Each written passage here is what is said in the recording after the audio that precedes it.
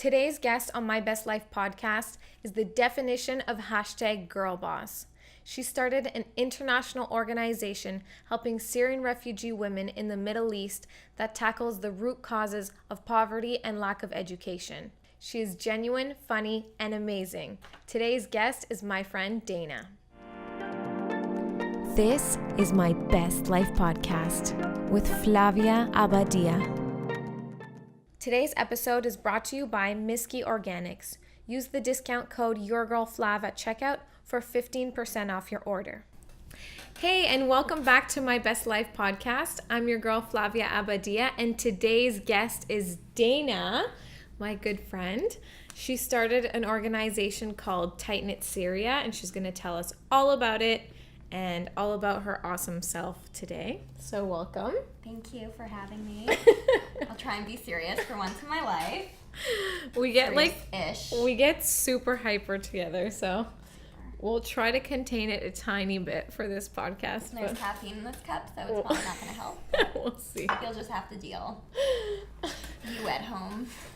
Okay, so Dana, tell us about Tight Knit Syria. So first of all, what is Tight Knit Syria? Okay, so on paper, what is Tight Knit Syria? So Tight Knit Syria is a non-for-profit organization based in Toronto. However, we do work internationally. And what it is for the last 4 years, we've been working with 2 collectives of Syrian refugee women. We have one collective in northern Syria, one collective in Lebanon. So we've helped organize these women together. We supply them with materials for knitting, embroidery, and sewing. We give them some design ideas. It's very collaborative in terms of design ideas. And then once they finish their pieces, we bring them to Canada and sell them to North American consumers, and the women get compensated right away once they finish a piece. So not only through this organization, not only are we empowering Syrian women to flourish into artisans that can earn some income and start supporting their families, but we feel like we're also empowering North American consumers to really create a positive impact for some of the most marginalized people in the world, especially Syrian refugees, as we've seen in the media for the last few years. And this full circle economy that we've created. Yeah. So how did you even start this? This is you're just a young woman. You're like, oh, I'm just going to start this worldwide non-for-profit organization to help Syrian refugee women. Unfortunately, I'm not quite that ambitious. So it's not so much that I had the idea prior to starting the organization.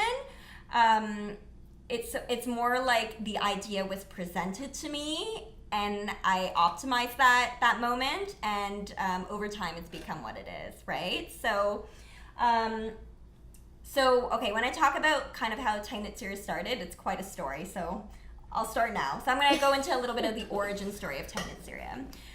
So with a little bit of context, I'm Syrian Canadian, so my parents immigrated from Syria now I'm going on 28 years ago. So they came from Syria to Canada to start a new life. I was born shortly after. So born and raised, Mississauga, Ontario, in a very sheltered, very awesome childhood. Life was simple, a very privileged life. And we used to actually go visit Syria every other summer for summer vacations. So we would go and we'd stay a couple months at a time, stay with our relatives, just kind of get in tune with our parents' homeland. But nonetheless, when we would go for our summer vacations, it wasn't to explore Syria so much. It was really just, we're going to a hot place with a pool and we're going to eat croissants. It wasn't, I didn't think much more of it when I was growing up. The thing is, when I reached the age of 10, that's when we really stopped going on these family vacations to Syria for one reason or another. I think it's because just between me and my sisters, we started to do summer camps and we started to get just busier and busier lifestyles. So we kind of just, it just wasn't a habit anymore to make that trip to the other side of the planet, basically. So then, let's speed through a little bit. So comes the age of 2021, and I'm starting to kind of reevaluate my identity as a Canadian, right? So my whole life, I lived a very Canadian life, very simple, Mississauga, Ontario. Just, would hang out with friends, think about boys, think about clothes, like that's it. But so yeah, when I started to get a little bit older, I started to like reevaluate my identity and be like, wait a minute, I'm not just Canadian. Like my parents come from, one of the most ancient countries in the world, where where civilization was basically came to birth. So I started to kind of contemplate these things, and then I had an idea, and then I realized that I wanted to actually go to Syria and live there for a year and learn the language. So I had all these ideas all of a sudden, like, yeah, I want to get back in tune with my Arabic identity and see my relatives and learn the language. And then shortly after that, the conflict in Syria started, and quickly, as we all know, escalated so bad, like over the span of like one day after another. It just got worse and worse. So you went before the conflict got worse? So before the conflict started, I would say 10 years before the conflict started was the last trip that we took to Syria. Mm-hmm. So my memories of Syria are really ingrained in my childhood memories. Like that's all I really knew of Syria, was through my childhood perspective.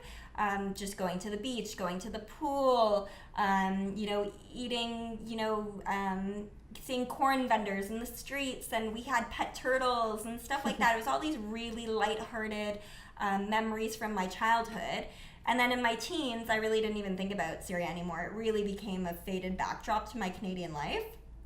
And then when I was in my early 20s again, that's when I was like, contemplating it all over again. And then when I finally had made these plans to actually go to Syria on my own terms, the conflict started. And I was like, crap. Like, I realized that for that period of time when I was a teenager, I felt like I was taking Syria for granted. It wasn't really something I cared about. I didn't really care about my heritage, my ancestry, my parents' culture and stuff like that. I was just really focused on other things, as we all are as teenagers, right? Like, so that was a big bummer, and then it just got worse because I would see the conflict escalate more and more, and then the more that the conflict was starting to develop, the more I felt disconnected from Syria. The more Syria became this like foreign country that I had no connection with anymore. I was like, I don't know anyone who lives there. Like, I have an aunt and uncle who live there, but I don't really know anything other than my childhood memories of it. So for the first couple years of the conflict, I kind of went into a dark place, feeling very disconnected, but then also feeling very hopeless, like there wasn't anything I could do to help the people there. So I would go home and I would watch these like YouTube videos of what was going on over there, like in terms of like the violence and the crisis and like these normal everyday people going through such extreme situations. And like I would just be in awe, like how I felt so paralyzed. Like I wanted to do something so bad, but I didn't know what that was because the crisis was so big. And I'm this small, like, little Canadian Syrian girl who lives in Canada. Like, why should I be able to do anything anyways? Like, you know what I mean? So for the longest time, I felt super disconnected and super hopeless, basically. However, it does change. So there was a big change in perspective. And again, that didn't happen at 3 a.m. in the morning, in the middle of the night, it wasn't an isolated experience. So should I go into that now? How it all started? Yes. Okay. So what happened was, so I was in my last year of university, York University. I was studying environmental studies. And, life was great. I, had just finished an internship with a nonprofit organization called Fashion Takes Action, where we worked with local and international fashion designers who were socially and environmentally progressive. And I love that because that's kind of what I was studying in school. So I was doing really good things. Life was good. Things were going really great in my last year of university. But there's always this cloud above my head when it came to Syria, right? So no matter how good things were going in my personal life, Syria was on the front page of every newspaper. It was always in the news. I couldn't, even if I wanted to ignore it, I couldn't. And also I realized the very fact that I could have that switch to like just look away and not think about it, that would kind of make me feel really bad, because then I would think, but the people over there don't have that switch. Like, you know what I mean? Like, they have to deal with this every moment in time. Why should I pay attention at one point and then look away another? So I was like, it was a very conflicting time in my life. I was really like going through a little bit of an internal crisis, more like an existential crisis, because when you're growing up, you think that like, if there's going to be a big catastrophe in the world, you really think like, I would have done something. You know what I mean? Like, you know, when you hear about these catastrophes that happen throughout history and in class, and you're like, oh, if I were there, I would have said something. I would have stood up. I would have done something. And then Syria was happening and I wasn't doing anything. So it was like it was a lot of like conflict internally. You know what I mean? Like, I hadn't known at the time though that the answer was eventually going to show up. So it did eventually come. So how that all happened. So I was doing my internship. So my internship finished, and then I was going into my very last semester at York University. I had applied for a 3-credit course with another university in Washington, D.C. So my cousin, who's also Syrian Canadian, she was studying at that university in Washington, D.C. So it's called George Mason School of Conflict Resolution. She sent me an application for it, and she's like, you should do this. Like, it's 3 credits. It's going to be 2 weeks in Turkey. We're going to learn about Syria. It was just a no-brainer. And I applied, and I got in. I was so excited. So the reasons for going were very superficial. It was a no-brainer. It was a no-brainer, but what would have come out of it was something I could have never even fathomed in my head. So let's speed things up a little bit. We're in Turkey. And this is when I was really having a change of perspective, because when we were in Turkey, we were meeting Syrian refugees face to face. We were hearing their stories directly from them. So for once, this like wall that was built up in my head about, you know, these Syrian people that were experiencing everything in Syria firsthand, and then me, this privileged Syrian Canadian girl who was born and raised in the Western world, this wall that was distinguishing us in our different narratives like started to dissolve. And I realized, like, no, everybody has a role to play in this situation. You know, it's not just for people in Syria. It's everybody has a role to play. So I started to feel those walls like dissolve more and more. Also, there was a big change in perspective, because before going on this trip, the only information I was getting about Syria was what the media was telling me. And the thing about the media, it takes the most extreme situations and it amplifies it as if it's the only thing going on. So the media would only talk to me about rebels, extremists, violence, killing. So all these things were very disconnecting as well, because I was like, that's not how I remember Syria. Also, another thing was I was always sandwiched between these different opinions of like my parents and my relatives, like, you know what I mean? Like, I didn't really have the chance to formulate my own opinion, because how could I? I didn't know anything of the country. So going on that trip to Turkey gave me the chance to finally witness things on my own terms and make an opinion on my own terms. And what I saw was the youth, the Syrian youth, like really like taking charge and channeling all the strength and doing all these peaceful resistance movements. Seeing like underground newspapers start to happen, seeing how people were just helping each other and how people really had to become bigger than themselves. And that was just so inspiring to see, like, these weren't the people you were seeing in the media. You weren't seeing, like, one story that I heard was this group of teenagers went up like a big hill in Damascus, which is the capital city of Syria, and they let loose like thousands of bouncy balls that said the word freedom on it all across the city. So like all the like authorities had to like scramble to like get all these like bouncy balls, you know? It's that must be so funny just to see like exactly all these police officers just like, trying to like, you know, chase all these bouncy balls. And then the more you chase them, the more they bounce away. And like it's just such a wholesome thing. It's a bouncy ball and all it says is the word freedom on it. Yeah. But imagine how like that's such a threat to the political landscape in Syria. Yeah. You know what I mean? But this is what these were the values that people were fighting for. But we got that all wrong because because everything gets lost in translation when it's being told by the media and you're not hearing it from the people themselves. So I got the chance to finally hear things from people themselves and not just whatever the news or the front page of newspaper is telling me or what my parents were telling me. Or, but then it was really one specific experience that changed everything. So those 2 weeks in Turkey, the 2-week course had come to an end. Keep in mind that everybody in the course, it was like 25 American students. So at the end of the course, they had all gone back to Washington, D.C. They all went home. But my cousin and I actually decided to stay one extra day in Turkey. And at this point, we were in southern Turkey. And believe it or not, we decided to actually cross the border into northern Syria and go visit people that were internally displaced in the country. So in Syria, people were basically refuging from the main cities, Idlib and Aleppo, for example, and they were running away to like the outskirts of the country, specifically one region being in the north, which you can access via southern Turkey.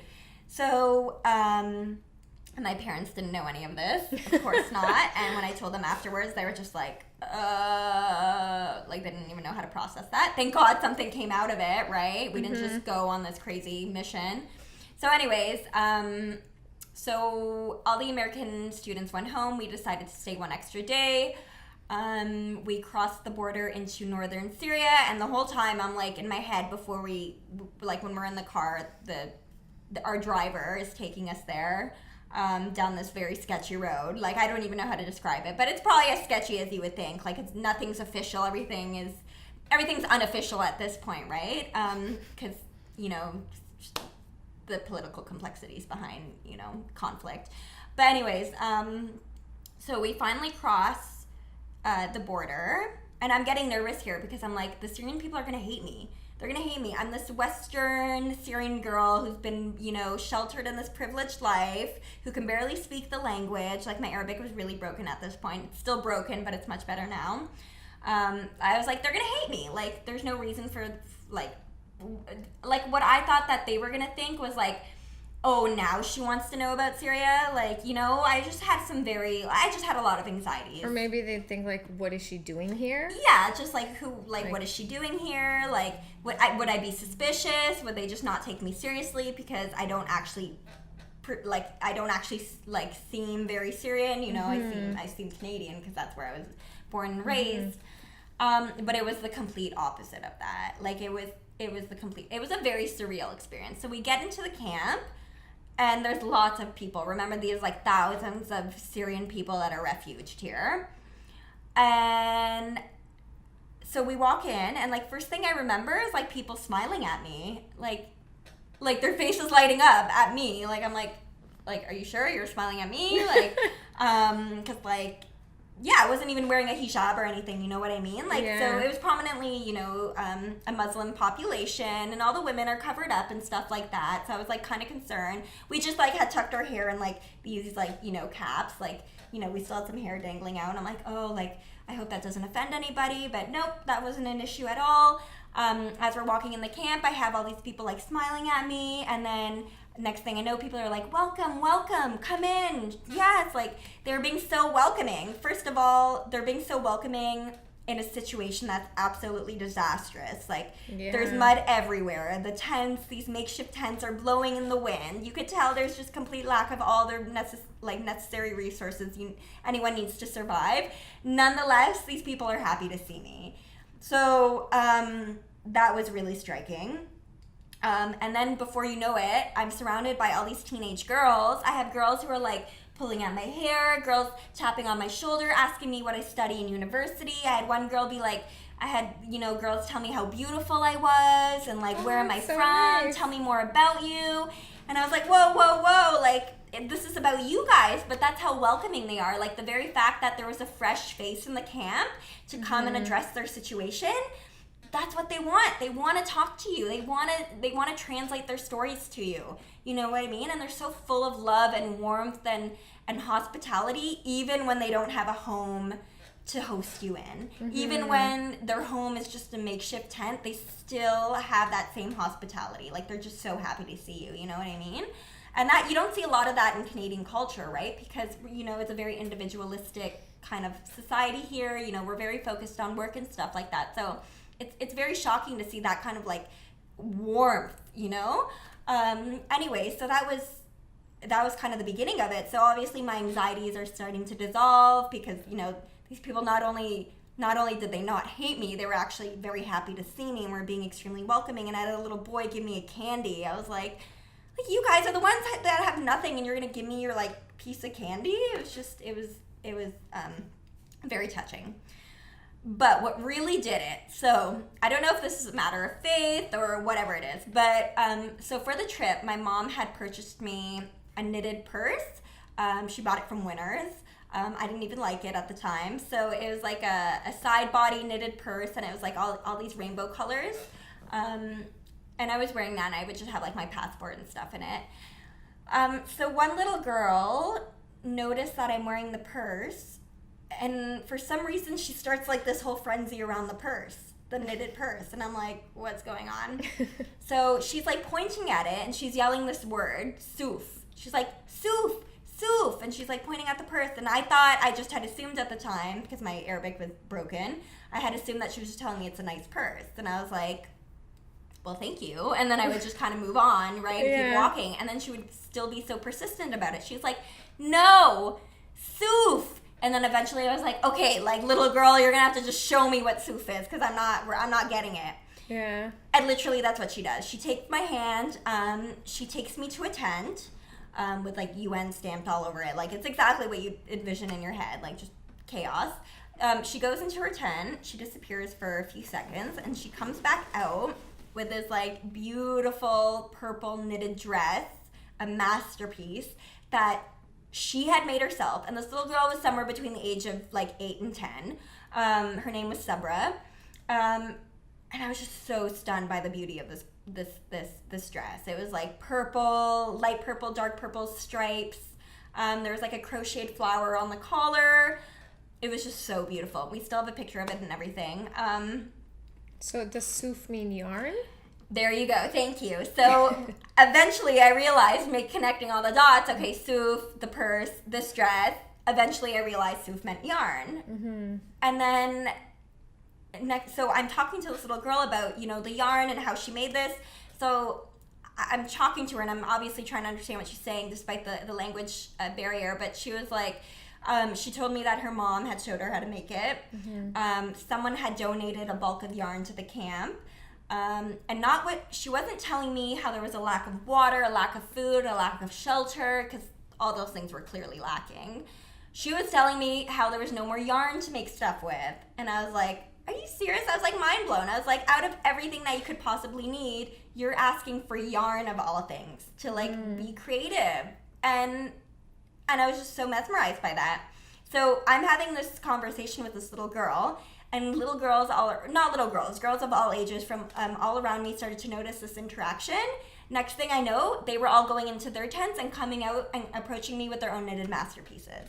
And like, it was the strangest variety of things that you would not expect. So I was like worried at first about my hair like sticking out of my hat. Okay, these girls were making crop tops, like fingerless gloves, cell phone cases, like all these things that, you know, are so common in our side of the world. Like they were making it here in this camp.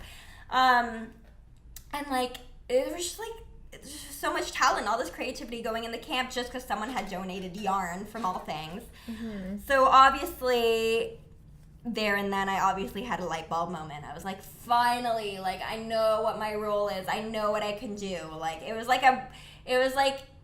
somewhere between a change in perspective, an epiphany.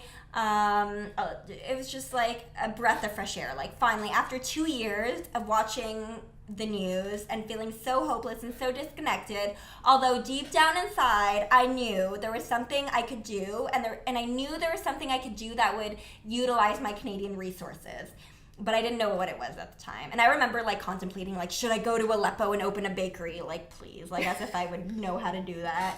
Where am I going to raise $1 million and go open a bakery in a war zone? You know what I mean? Like, I wanted to do something so bad, I just didn't know what it was. Do you even bake? No, but I was so desperate at that point that I was like, anything, like I'll go build a school, like all these very far-fetched ideas because I was overcompensating for the fact that I was stuck in Canada, unable to do anything, when the whole time, like, the answer was there. I just hadn't known it yet.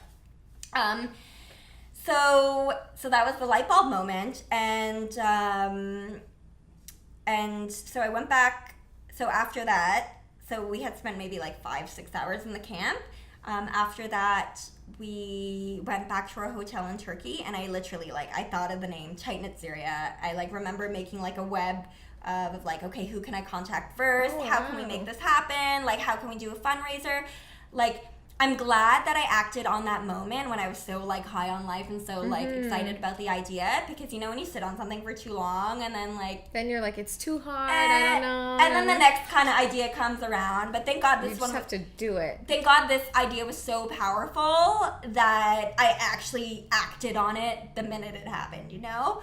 I wrote it out and I saw it, like, on a piece of paper. I wish I could find that notebook. That would be so satisfying. If I could find that, like, very first Tight Knit Syria brainstorm. I remember what the freaking notebook looks like too. I bet it's somewhere. We'll look for it. I'll find it in a luggage one day. But anyways, and then I went back to Canada, literally the day after, and I told everybody about this story, and I was like, this is what happened when I was there. Everybody, I think, felt what I felt in that moment, and then they were the ones who started to act on that too. So my cousin was like, you need to make a Facebook page. And I was like, I'm not ready for a Facebook page. Like, I have no content. I haven't done anything yet. She's like, shut up and make a Facebook page. Like, start getting the story out there. So thank God I had someone to tell me, like, shut up and just do it. So that's what I did. I made a Facebook page. The only pictures I had a picture of me in the camp, and I had a picture of the dress. So I, like, wrote out the whole story on the Facebook page, and that's where it started. And then what happened was we did, like, our initial fundraiser. The thing is, like, in this day and age, people always ask me, like, how do you do it? How do you make all this happen? In this day and age, you literally have the tools to do anything.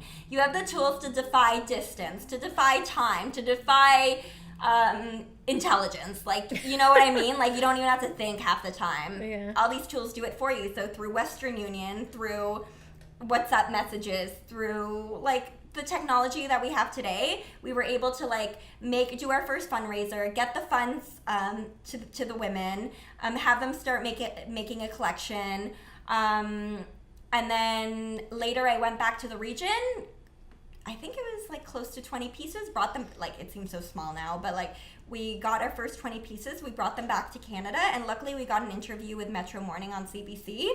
So the story now went from being shared with my friends and family to my community, now to the general public, and people latched on because it was a story that everybody needed in that moment in time. And I think what's so important about what we're doing is that I can identify, not necessarily with what Syrians are going through, because I don't live in Syria, I'm not dealing with the conflict firsthand. However, I can identify with what North Americans are feeling. Seeing this crisis on such a massive scale on the news all the time, in your face, and just, like, being so intimidated by the politics in the country, like the politics in the region, and being like, oh, like, I don't know anything about that, how could I possibly help, you know? Being like, I don't know anything about the culture, I don't know, it's so far away, how could I possibly do anything to help? When really, it's actually a much smaller world than we think it is. So I created, you know, a platform that allowed people to purchase these items that were handmade by these Syrian women, and not only, like, have this tangible connection with this handmade piece, which is all knitted and crocheted pieces, but also, like, an emotional connection with these women. Like I bought something from you, and the money that you earn from that piece, you can support your kids. Like, how could you not get an emotional feeling from that? You know what I mean? So, like, when the girls told me that, like, there was a lack of yarn, I was just like, okay. I think what happened was, it was like I was sandwiched between the girls telling me that there was no more yarn in the camp and we needed more yarn, and also the experience I had gained from working with Fashion Takes Action, realizing that, okay, there is a market for ethically made products and stuff like that. So I kind of just took the idea to the next level, and not only do we supply them with yarn, but we also take their finished pieces and sell them here in Canada. So and 4 years down the line, it just keeps kind of getting better and better. And yeah, sorry, I kind of went on there for like 500 years. No, that's awesome. Yeah, Thank you. yeah, that's where it all started. I'm like, sometimes I'm relieved once the origin story is out, because like, I've just like, it's a long story and it's an important story and everybody needs to hear it. Yeah. But it's like, I feel like you can find, like, it's long. It takes up a lot of time sometimes, I think, to tell, but it never, obviously, it's always worth telling. You know? But it's good. I like how you tell stories. You give details and stuff. Because the thing is, every time I tell it, I'm there again. I'm there all over again. And that's the story that motivates me every day. Like every morning when I wake up and I'm like, oh my God, not another Skype call, not another this, not another that. And then I remember that story and I'm like, oh yeah, that's why I'm doing this. And then it's just, it's very motivating. Yeah. It's cool. You're doing something like to better people's lives. Yeah. It's amazing. It is. Do you not think about that? It's not that. It's the thing is, I never really stop and be like, I had my sister ask me that. She's like, do you ever stop and like be like, and look around and be like, wow, I did this? And I was like, nope. Like, no, I never do that because I keep going and I'm like, I'm so in the motions of it and stuff like that. And the thing is, it's not that I feel like what I'm doing is amazing. I just feel like it's pioneering a little bit, because I'm kind of the first one of like, you know, my community to maybe do something to this extent, like on like such a global scale. But I think it's going to become more and more normal. Like this whole thing, you know. Well, hopefully that'd be awesome if more people. I think it is though, because take initiatives like this. Yeah. Well, I mean, the whole reason that the organization even got this far is because how people are latching onto the story, right? Like for me, okay, like I'm the idea, right? I'm the person who translates what I had witnessed in the camp, and I shared that story here in Canada, but I could have announced the story to thousands of people, and if nobody cared, nothing would have came out of it, right? Yeah. So it's the fact that people identify with the story, and it's created a movement, right? So it's like, yeah, I did something amazing. What's amazing about what I did is I acted on the idea. Yeah. The idea didn't just evaporate into thin air. Like, I latched onto it, I grabbed it, and I put myself out there. That's hard. Anytime you put yourself out there, that's amazing. And amazing things come out of it, right? Because it's scary, right? Nobody wants to, like, do something for the first time. Nobody wants to put themselves out there, because, of course, we're all afraid. You want to. And it's scary as shit. It's scary. It's terrifying. Like, and then anxiety attack, terrifying. If you do it, it gets easier every time. And, like, I think at the end of the day, people really appreciate when somebody puts themselves out there. Yeah. Okay, yeah, you're going to have the occasional troll who's going to be like, I don't like what you're doing. And everyone's entitled to their own opinion. But the general feeling that comes out of you putting yourself out there is people appreciate it and respect it, you know? So, every time you overcome your fear, yeah, like, not only are you just becoming more courageous for future things, but you're also inspiring other people to be courageous too. So, yeah, that's it, really. Yeah. I have so many questions. I know, I'm like, okay. And I feel like I have so many things to say still, so I'm like, okay, let me just pause for a minute. Let's see. No, awesome. It's awesome. Okay, so first, what is Tight Knit Syria doing right now? Okay. At the moment, we are, oh God, it's been quite a whirlwind. For the last 4 years, really, since the whole thing started, it's just been like, woo, one thing after another.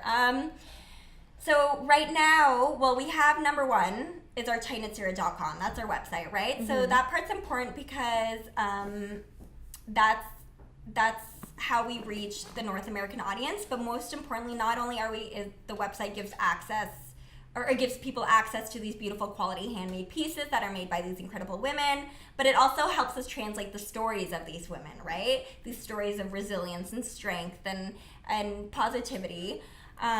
So the website's really important, but on the back end, that's when a lot of things are happening. So we're currently collaborating with a bigger organization right now on a holiday campaign. Stay tuned. What else? We're doing more and more wholesale orders, which is good. For other companies? For other companies, so right? So you're kind of acting like a middle person connecting these big companies who need and sell products. Exactly. And these Syrian refugee women who need work and need to help themselves and their families, their communities. So you're exactly the bridge. So so the thing is where we're at right now. Okay, so the number one thing is getting work for the women. So the women have incredible skills when it comes to knitting and embroidery specifically. So right now it's just we're facilitating, or we're attracting more clients, more work for the women. So whether it's a fashion designer that needs a specific collection made, whether it's another organization or it's another wholesaler because they want, like a museum, for example, which we've done wholesale orders for. They want, this handmade collection in their boutique at their museum. So there's a lot of back-end things that are going on that are just giving the women right now the opportunity to produce items and generate income. Because when you give a woman money, you are very quickly changing the landscape of the situation, in my opinion, based on what I've seen. Because she's not keeping it, she's giving it. Oh, she's investing it like you don't even know. I'm so confident that empowering Syrian refugee women to work and earn an income will literally be a major solution to the refugee crisis. And I could expand on that forever, but and it's so cool because being able to witness that too, okay, there is hope, there is solutions, there is things. We just kind of have to think outside the box a little bit. And when you think outside the box, big things happen. So that's one thing. But what, in terms of your question, what is it that we do exactly? So that's one component, getting work for the women to produce these items, earn their income, and invest it in their families. That's one thing. But we're now also working on collaborating with other organizations to improve on the women's computer literacy skills, overall developmental skills, how to use computers, we want them to start developing entrepreneurial skills.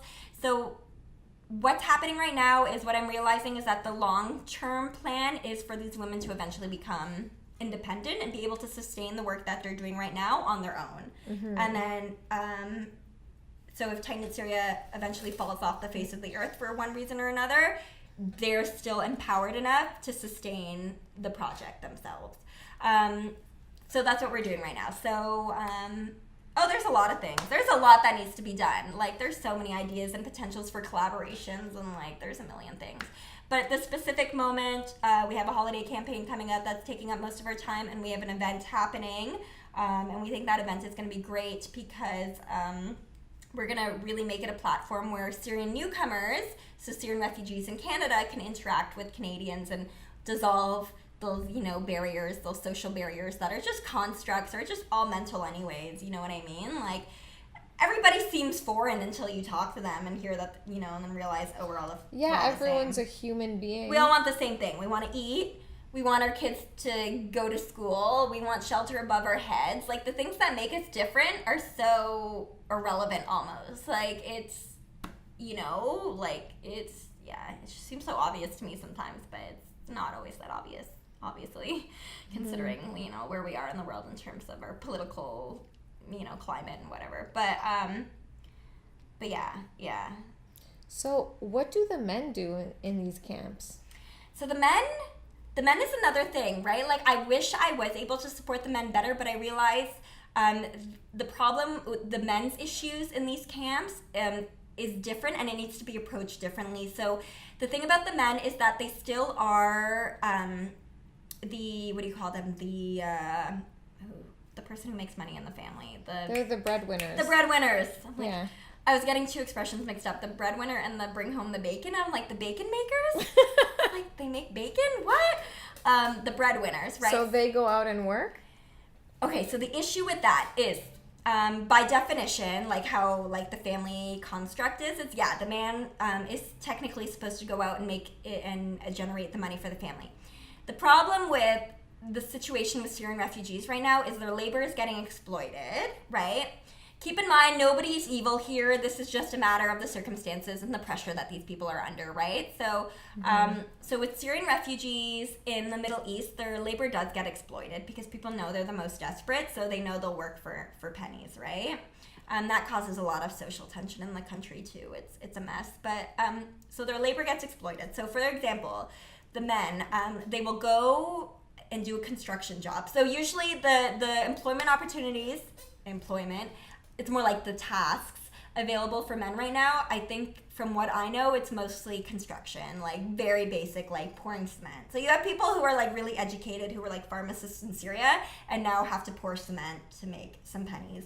And the sad thing is a lot of the time it is very exploited, so they don't get their pay, they don't hear from the employer anymore, the employer stops answering their calls. Like, I've seen this all firsthand. It's very messy, it's very sketchy. Nothing is formal, everything's very informal, everything's very all over the place. But that's what war does, right? And the women traditionally stay home and do nothing, exactly. Basically? Okay, so the men, so imagine this scenario. So imagine Tight Knit Syria is not around in this situation. So you have the men who are going out every day to pour, or not every day. So what I've seen is that the man will wait by his phone to find out whether or not tomorrow there's going to be something for him to do. Okay. So, you know, they're always holding on, like waiting for that phone call from their whoever's employing them. Yeah. They have phones. Keep in mind, so in terms of how Tight Knit Syria is possible, so the thing about refugee families is that although they have absolutely nothing, the one thing they will never compromise on is a phone per family. It is so critical. It's such a lifeline to the family because they need to communicate with their community. That's how they exchange resources. Like they have to work together to survive in these situations. They try and stay in touch with their relatives back home in Syria. They need to know what the current climate is politically in their host country. So, for example, Lebanon, where one of our collectives is, to know if what are the safety issues at the time. So one thing they will never compromise is a phone. Okay. And for me, I realized what an amazing tool. With a phone, you can literally do anything. So literally, like, I communicate with the main woman, so she coordinates on behalf of Tight Knit Syria in the camp. She's a Syrian refugee woman herself. So I communicate with her on a daily basis. Like, we're doing video calls. I'm in my, home in Toronto and she's in the refugee camp, like, as if it's nothing. Like, we're just talking like friends, like, how is everything, like, this is the day and age we live in. We all need to optimize, like, this the ability that we have to, like, completely transcend distance, time, geography, all of it, because anything really is possible right now. So again, going back to that context or that scenario is like, so you have the man waiting by the phone to find out if he's going to have work tomorrow. Let's say he does have work tomorrow and he goes and he pours cement. There's no guarantee he's going to get paid because there's nothing protecting him. There's no civil rights for refugees. Also, I don't want to make this complicated for you at home, whoever. You're going to have to, like, research this on your own time because it's a very complex situation. But Syrian refugees are technically actually not legally allowed to work. So it's a very catch-22. So another thing to mention is that the one refugee camp we work with in Lebanon, it's actually, they don't live in tents. It's an urban settlement. So it's basically, it started off as a tent camp for Palestinian refugees 60 or so years ago. And then it evolved into, like, an urban settlement, which just means it's like cement stacked on cement, and it's even worse almost than tent camps because you have wires everywhere, so people are getting electrocuted. Like, the safety issues are bad. Oh my god. The concentration of all these people living in such a small place, like the respiratory issues that are coming out of it, the pollution, the garbage crisis, everything, it's horrific.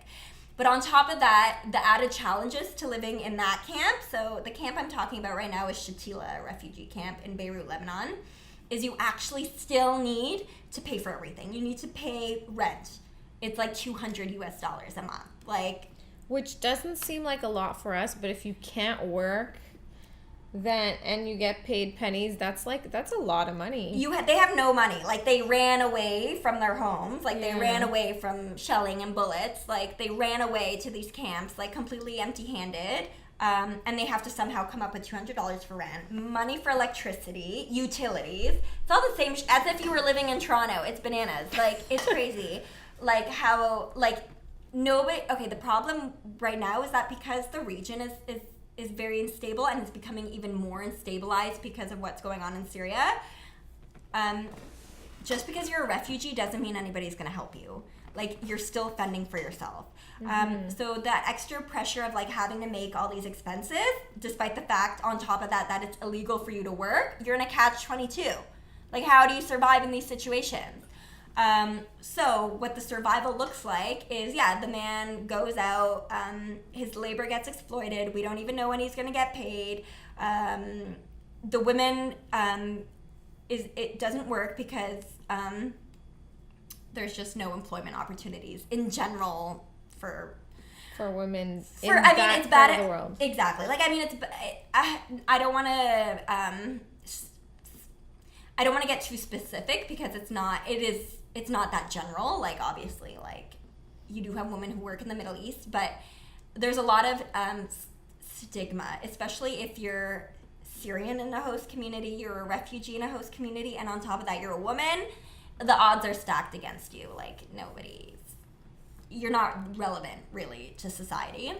So the issue with that is because the woman stays at home and she doesn't work in a conventional situation. What happens is the kid of the family or the kids of the family get withdrawn from school and have to either go work in a convenience store for 9 hours a day, or you'll see them in the streets, shoe shining, selling flowers at 3 a.m. in the morning. Like, if you go to Lebanon, you will see that the child exploitation is like rampant. It's like everywhere. It can't be avoided. And then I realize now what the root cause of it is, right? So if the woman doesn't work, the economic burden has to fall onto the kids, right? And then what happens is we're all getting stuck in a vicious cycle, because if the kid is withdrawn from work or withdrawn from school to go work to make pennies, he's not going to get an education. He's going to grow up into what? To be a shoe shiner still for the rest of his life. Yeah. So it's a vicious cycle that we're not getting out of. So you went basically to the root cause and solution that is giving the woman work. And I didn't know that at the time. At the time, I didn't know that we were addressing so many societal issues at the root, right? Because you see all these issues, you don't really know what they're coming from. You're like, how did this happen? How did, like, there's kids everywhere in the country, like, wow, just trying to make money. It's sad. It's horrific. But I didn't know at the time that Tight Knit Syria had the ability to actually address these root causes, you know what I mean? Because I thought it just seemed logical, right? Like, help these women make some money. Not only, like, are they getting the chance to be creative, they're making some money to buy food. No, it's not only that. You're preventing intergenerational issues from self-perpetuating, because if the woman makes money, the kid stays in school, the kid grows up to be educated, and they're more eligible to have an actual career and get their family out of the situation. That's amazing. Yeah, it's huge. Yeah, it's huge. And, like, that's what's crazy, because it's like, I feel like Tight Knit Syria is still so small compared to, like, its potential. But thank God, people all around me are always looking, like, they believe in the vision, right? It's like, they believe in the vision, and that's why we're always collaborating. That's why people are always supporting. We have, like, just the most amazing support system. And the thing about what's important about Tight Knit Syria is we're allowing people that are non-Syrians to get involved in the solution, you know what I mean? And, like, I can identify with that, because growing up, not knowing anything about Syria, I was like, how could I possibly help if I don't even understand how the politics works there? I don't understand the political complexities of the Middle East. I don't understand why the conflict started, or why. I have my opinion on it, but, like, you know, like, I think these are the same thoughts that paralyzes North Americans in general to not necessarily, you know, act as much as they could, or reach their potential as change makers. So that's that. And so you said you're giving people an opportunity to help who are not Syrian. So for anyone listening, like, what can they do? Okay. Number one, like, buy our products. Like, if you need a gift for somebody, buy our products, because we're the gift that literally keeps on giving. You know what I mean? Yeah, they're nice. Like, this one's a wallet. Like, so this is so keep in mind that we're still very grassroots, and, like, our collections are always changing, and it's not always the most consistent thing, but like the products that these women make are absolutely incredible, like the talent that they have. Number one, when you purchase a piece, it's like we do a little happy dance, like when we see that an orders come in, because you're helping us move forward. So keep in mind also in terms of like how we function, or like how the business works, is that when a woman completes a piece, she gets compensated right away. So whether we sell the piece or not afterwards is our own problem. But when you do buy the piece, you're helping us rejuvenate those initial funds, which allows us to then buy more pieces from the women, right? So you need a gift for your mom, girlfriend, grandma, coworker, friend. This is literally the best gift ever, because it not only makes them excited about the aesthetic beauty of this masterpiece, but it gets them excited about that they're part of a bigger movement now. What could be a better gift? Like, you're part of something bigger. You're literally helping someone's life. Like, you're literally like making a print of positive impact on the world. Yeah. Sorry, that was aggressive. That was violent. No, but we're all about peace here. Someone is eating because of you. You are improving a community just by buying a product. That's kind of buying insane. A product that's already worth buying, whether it was made by Syrian refugees or not, because it's freaking amazing. Like, that's why I feel like what we're doing is so awesome, because we just make helping the world so easy. And like, helping the world should be fun. It shouldn't be laborious work. Like, I think we should get excited about, doing things that help people. Anyways, that's one way to help, right? So by buying a piece. But we're always looking for volunteers. We're always looking for, if you're a journalist, come approach us and tell us you want to write an article about us. You're a photographer, offer to do our next photo shoot. Or a videographer, you could do a documentary. That's all it is. That's all it is. Like, as much as we've, as much as we've created so much out of the creativity and the skills of the women and the artisans in the camp, we've done just as much channeling all the creativity and the skills that Canadians have to offer, right? So it's a very full circle. Like, you can't have one without the other, because I need talented photographers in order to show the world how talented these women are in the camps, you know what I mean? So you need talent on all ends. So like, if you have a passion, if you have a specific interest, I'm pretty sure there's some way to collaborate with us. Like, we're like, I swear to God, the easiest organization to collaborate with. I'm kind of all over the place, but thank God I have like the most amazing team now that like are like easy to communicate and aren't as like up in the clouds with me all the time. But that's definitely one. Just share us on Facebook. Like, you don't even have to do that much. Like, just get the word out. Like, anything, maybe we get one extra like because you shared that post. Maybe that person a year from now is going to buy, 10 pieces for their family. Like, you don't know what comes about things, Like, these are all seeds that we're planting, and over time, you see them grow, And things from, like, at the very beginning of, like, 4 years ago that I didn't think anything would happen or come about of it, I only realized, like, it's only coming into manifestation now because that seed was planted, but it was under the soil and you didn't really know what was going on below it. But now you're seeing it poke through and you're seeing it, like, actually turn into something. Can people directly donate to you, or companies directly donate to you? Absolutely. Money makes the world go round. Money makes us grow as an organization. It helps us reach more women. It helps us market the products better. It helps us get the word out there. You can donate on our website. So it's all there too for you. All our social media platforms, the donate button, our collections, blog posts. I could definitely write more of those. But the blog posts are good because I usually write them after I have a certain experience. And then it's like taking you on my little journey with me, And like, I really have to write more of those. But also, if you're a company who wants to collaborate with Tight Knit Syria, if you need any products made, custom orders. There's a specific scarf you want to make for your mom because she likes a specific color and a specific knitting pattern. We could probably make that exact one that you've envisioned in your head. We're starting to take custom orders too right now because we're grassroots. We have that kind of flexibility. You know what I mean? It's not very bureaucratic. You're not going to get lost through a whole series of different people. It's like we're a solid team, and we're we're very accessible and very easy to reach. Some I'll have people like reach out to me on Facebook all the time, and then like next thing we know, I'm talking to them on the phone. Next thing I know, they're a team member. You know, like it's like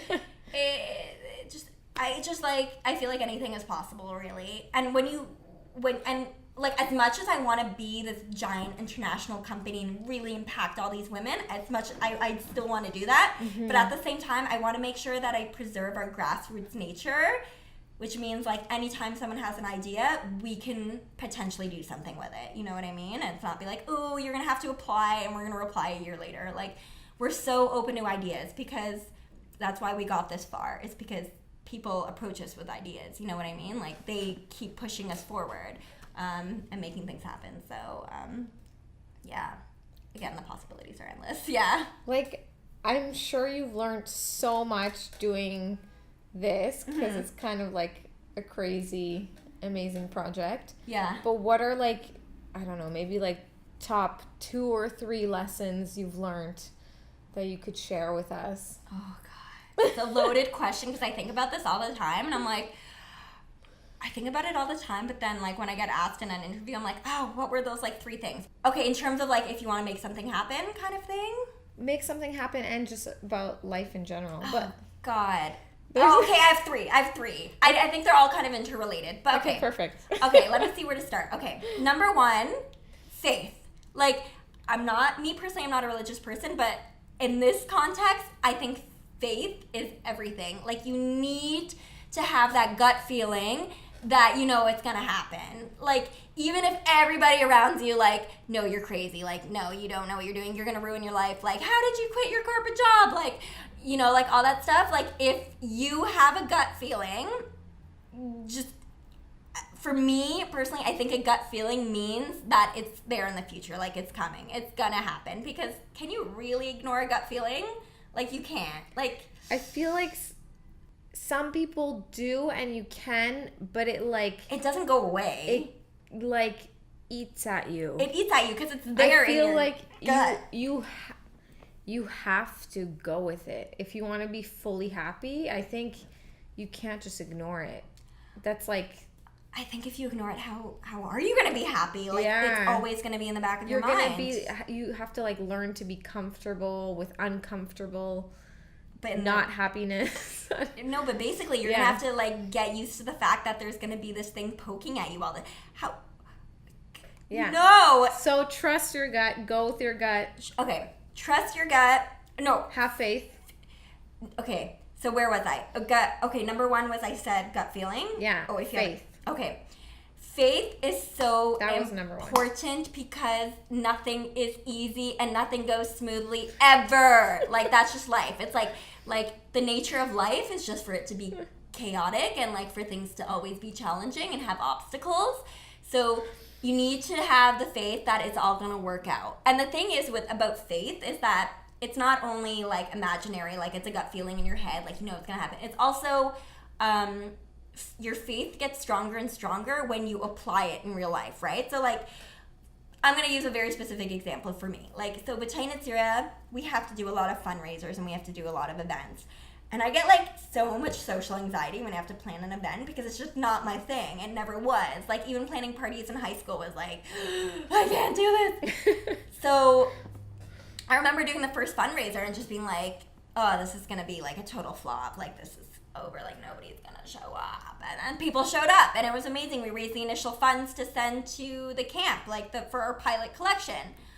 So the second time I'm like, okay, those anxieties are still there. Like, I'm still scared, but like, whatever. Like, you got to still hold on to that faith and like, you do it anyways. And then, oh, okay, it worked out. It's always fine. And then, so the third time I do an event, I'm like, my faith is that much stronger because I'm applying it in the real world. And when you apply faith in the real world, it really starts to harden. So now, like, although I still get anxiety when I have to plan events, I know it's going to be okay because it's, although other times I did it was okay. You know, you have to just have the faith that it's going to work itself out. And if it doesn't work itself out, it's for a reason it didn't work itself out. So always have faith that you're on a journey and it's not supposed to be easy. And you kind of have to recognize when things are hard that you're going through those moments for a reason because you're developing as a person, and you're learning a lot of lessons from that, right? And then the third thing, so these are all very interrelated, but the third thing is persistence. Like, nothing is gonna happen overnight. Like, no matter how slow and agonizing the process is, if you keep doing it, it's inevitable that something's gonna come out of it. So, like, in my case, it's not like Tight Knit Syria was a full-time job my whole life. It's not like I was sitting at a laptop for 7 hours a day working on Tight Knit Syria or going to, you know, these trips to the Middle East twice a year. Like, at one point, I was working full-time jobs. And then what I would do, or how I would, like, kind of hold on to Tight Knit Syria, was I would be like, I promised myself, okay, every day I'm going to work on Tight Knit Syria at least for 1 hour. For at least 1 hour. Whatever comes out of it, whatever I get done, whatever happens, it doesn't matter. But my promise to myself is I'll at least commit 1 hour a day on Tight Knit Syria. And then eventually I got so busy, like, I worked at a bank eventually, that I got so busy that I was like, okay, my promise now to myself is I have to do at least one thing that has to do with Tight Knit Syria a day. Like, no matter what it is, one thing about Tight Knit Syria has to happen. Like life gets chaotic. Be prepared for that. Things are not going to go perfectly, and things are not going to go the way you plan them. So just be prepared for that. However, even those tiny bit, like, okay, I had a call that was about Tight Knit Syria today. I sent an email that was about Tight Knit Syria today. So imagine how tiny those acts are, but they, like, layer on top of each other, and as time is moving and you're not even paying attention that the days are going by and then the months are going by and then the years are going by, it is all accumulating, and before you know it, you're like this big giant rock that is, like, slowly turning into a mountain, because every day you're adding this, like, extra layer onto it, you know what I mean? Mm-hmm. And it's like, so you have to be ready to focus on the process and be persistent throughout, and don't put so much pressure on yourself in terms of, like, getting everything done in one day. It doesn't work that way. Like, things need time. Like, the world needs time to know about Tight Knit Syria. The world needs to hear Tight Knit Syria once or twice there to really absorb it. And I'm only, you know, like, the fruits of your labor need time to flourish. Like, you have to be patient. So you have to be persistent. So I think, like, what I would suggest in like, for that point, that lesson is, like, I think what I did that helped me a lot in terms of committing. Number one, why I do it is so strong, so I'm never really gonna forget. I can never really forget the reason I'm doing it. Like, I have Syrian refugee women, like, they need money to survive. So, like, the reason why I'm doing what I'm doing is so obvious that I don't really need a reminder all the time, because it's so clear, right? But for people at home, remember why you started. And, like, yeah, I wouldn't really know, but, like, the why is what's going to motivate you 2 or 3 years down the line when things feel like they're not getting anywhere and you feel like letting go. Like, the why is so extremely important. Like, I wouldn't even know what to suggest. Like, maybe write it down. Maybe if there's, like, a sort of act of commitment that you can do to really, like, fortify that you're going to go at this and you're going to commit to it, do it. Like, me, I think, like, again, like, the why for me is so strong that it's very, like, it's not going to ever really fade away. Mm-hmm. But I think what I did was when Tight Knit Syria happened, or when I wrote down the idea, I immediately turned it into a nonprofit organization. I got it registered. I was like, because I think I knew in my head, I knew what my personality was like, and I'm very, like all over the place, you know what I mean? I can find one idea and then want to do the next idea. So I think for me, I was like, because I knew that I had to do, like, some sort of action that would just represent the commitment that I'm going to make. And I think registering the organization as an official non-for-profit really solidified the commitment. It doesn't have to be something that serious. Like, you don't have to start an organization in order to commit. It could be something tiny. It could be you writing it down, or, like, carving it into a piece of wood and hanging it on your wall, or, like, writing it into a paper and, like, folding it and leaving it in, like, one place, and, like, I'm spitting everywhere, and, like, making sure, like, you're looking at it every day. But regardless, like, you have to find something that will keep reminding you of why you're doing what you're doing. Like, that's so important, because you are going to get tired, you are going to get frustrated, you are going to question what you're doing, you are going to start believing what people are saying around you. As long as you don't act on it. You can believe it for a minute, but just don't act on it. Like, you really have to trust yourself. But yeah, I would say there's, like, 1,000 lessons that I've learned. And I know when I leave here, I'm going to be like, I should have mentioned this and this and this and this. You can always come back. I would love to have you back. But regardless, like, the main thing is all these lessons are learned when you take a risk. When you take a risk and you put yourself out there in the world, because here in your apartment, there's only so many lessons to be learned, right? Like, how to change a light bulb is one lesson. But, like, when you're out in the world and you're dealing with, like, multiple scenarios and multiple personalities, like, oh my God, the things you learn about yourself, too. And, like, you realize, like, when you put yourself out there, you realize you were always so much powerful than you knew. That's the thing that's so frustrating is, like, in high school, I would have never known that I could do this. You know what I mean? Like, I got C's in high school. Like, I was very below average. Like, I wasn't studious. I was ambitious, but, like, really, you know, I don't think people's expectations of me were to, like, do, you know, start a global humanitarian initiative. But that's a big, it's a big thing, but the only reason that I even got to that was because I put myself out there. I made that Facebook page when my cousin told me to, although I was, like, didn't want it. It was, like, the last thing I wanted to do. So just go for it, basically. Just go for it. Don't take life so seriously. Don't take yourself so seriously, because when you don't take yourself too seriously, you'll do anything, fall on your face, and just laugh about it after, you know what I mean? Like, if you take yourself too seriously, if you fall on your face, you're going to be like, oh my God, how do I, how do I get over this? Like, now everybody's going to question, like, no, just learn to laugh at yourself, because, like, making mistakes is part of it. Like, if making mistakes and, like messing things up and, like, all the hard stuff, like, you don't have to be perfect, because, like the making mistakes is such an integral part of getting to your vision. That's why not everybody does it, because nobody wants to go through all that, you know, uncomfortable feelings. But it's those uncomfortable feelings that they pave the way. Oh my God, you have to, You have to. It's like, it's the laws of physics. Like, you can't have a vision and then expect to get there smoothly, because then what kind of vision could it possibly be? Like, how big of a visionary could you possibly be if it's something that's easy to attain? Because we would have done it already, you know what I mean? So you have to be prepared to sometimes also one thing, I know you asked me to narrow it down to 3, but I'm just kind of like... It's fine. Give us all your lessons. Sometimes what's important too is, like, as much as though, like, you need to remind yourself of why you're doing things and, like, you know, have that vision in your head, it's okay too for once in a while to take that vision and just tuck it away and just focus on the process.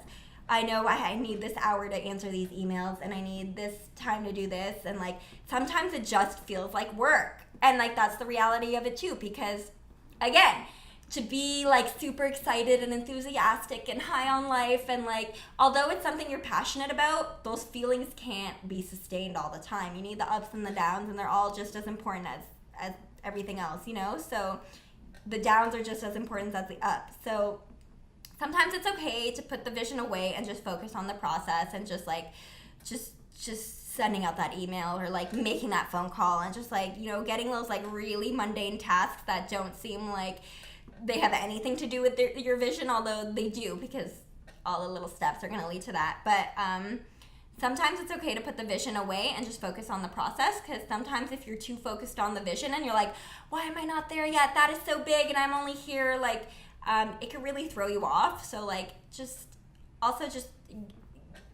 get into the process of it too. Like, you know, embrace it, and just, you know, get used to it too, you know? Get used to doing things you don't want to do, because, again, your vision is not supposed to be easily attained. It's supposed to be long and brutal and agonizing.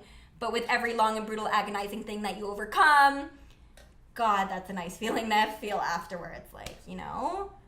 And I'd rather have that, all those agonizing feelings, and then the reward afterwards, you know, that feeling of gratification or satisfaction. I'd rather have that than be at home all the time feeling safe and you know, just feeling safe.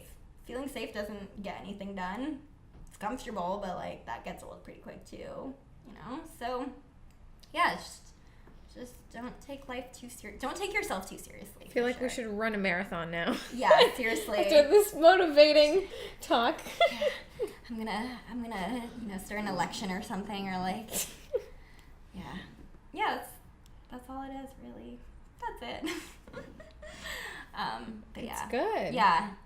There's so much content. And I know for me, sometimes I need to, like, hear things more than once for it to, like, fully process in my brain. So if you need to rewind or, like, listen to her lessons and bits of advice, you know, go back and do that, because, you know, sometimes as humans we need to process it more. For sure. You need to be, but that's why your friends and family are so important. That's why I realized, like, sometimes I used to get so, like, caught up in my work and, like, not leave my apartment, and, like, and then I would get, like, all anxious and stuff about, like, what I'm doing, and then you go and you have a conversation with someone and they snap you out of it. They're like, you're doing fine, like, relax, you're doing the best you can, and that's all anyone wants from you. And then you're like, really, that's all anyone wants from me is just for me to do the best that I can? And they're like, yeah, idiot. And you're like, oh, okay, you know. And it's like, just do your best. Don't put too much pressure on yourself. No, why? We're human. Like, you're not perfect, neither am I, neither are you, because if you're perfect, I don't want to know you anyway, so what's the fun in that? Like, I want to hear about how you fell off the treadmill at the gym the other day. That's the story I want to hear, you know? As long as you didn't get injured. That didn't happen. She told me. No, I didn't. But yeah. Although I've done other things that are... Yeah, we all have. And those are the stories everyone wants to hear, you know? So definitely respect yourself, but also don't take yourself too seriously. Because when you fall on your face, you won't be as embarrassed, you know? It's just like... And people like a sense of humor. Like... Absolutely. I would want to live on this planet if there was no such thing as, like, humor. Yeah. Like, then what's the point of any of it? You know what I mean? It's... We need to get you on Ellen.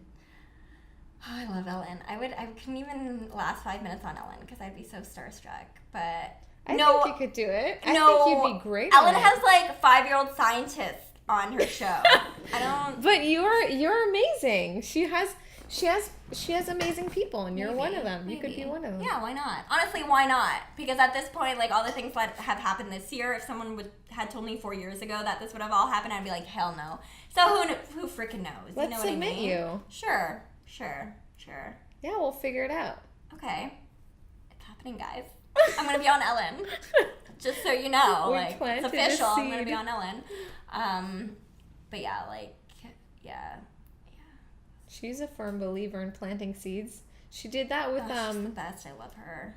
She wanted to be on the cover of Oprah, and she photoshopped herself on a bunch of covers, and then finally Oprah put her on a cover.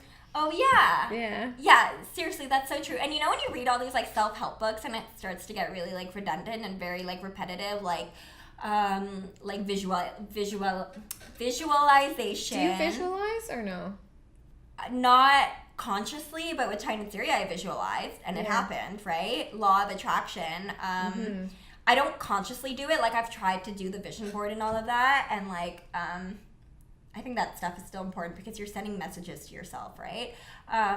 But I think the visualization in my case happens with my gut feeling because I can't ignore it. Your gut feeling is connected to some sort of image in your mind of what you should be doing. So the visualization is happening unconsciously anyways, you know what I mean? And if you don't ignore it and you look at it and you stare at it straight in the face and you confront it, how ridiculous it is that it is. You want to be a billionaire? Fine. You want to be a world famous actress, or you want to clean the oceans? I really hope that's somebody's vision, please. It will happen. And the thing is, all these self-help books say the same thing, but when you actually experience it yourself, you're like, oh my god, it's true. It's true. That one author who wrote The Alchemist, he said, Paulo Coelho. He said a lot of amazing things. And one of the things he said was, if you really want something, the universe will conspire for you to achieve it. And that's all Tight Knit Syria was. That's all it is. It literally evolves on its own because I have the faith that it is something good that's happening, and it literally evolves on its own. So it's one strange event after the other, and I'm like, was that coincidental? That was suspiciously good timing. It's all evolving on its own. It almost feels effortless sometimes, you know? People often use that quote, or sometimes they're like, but that quote's not true. What if you're in a country that has no, you don't have resources, you don't have any opportunities. Yeah. It doesn't calculate. It just does. And you're not from, you're not in that country all the time, but you're helping people in those situations. And what's really important is those people are helping themselves.